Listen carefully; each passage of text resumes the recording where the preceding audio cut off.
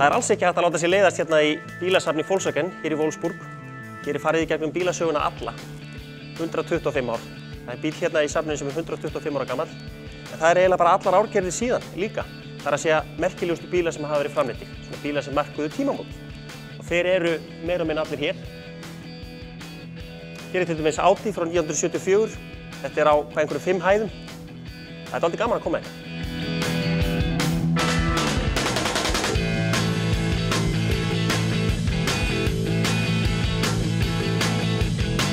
Sumir hafa heyrt talað Volkswagen fjölskylduna.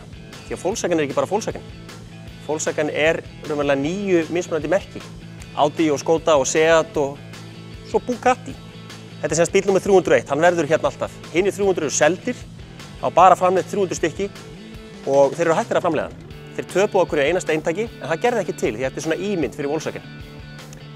Og þessi bíl 1001 hestafl.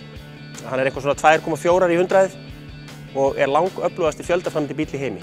En þeir eru semst hættir að framleiða hann, hann því miður uppseldur, það ekki hægt að kaupa hann nema að nota hann. En svona hann líklega fallegastur.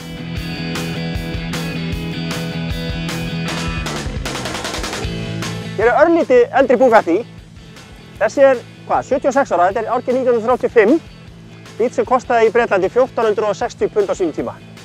Ekkert stærlega dýr svona, ég var alveg til í hann fyrir 1460 pund. Þessi bíl með 3,7 vél, 110 hestöfl, hámarkshraði 150 km.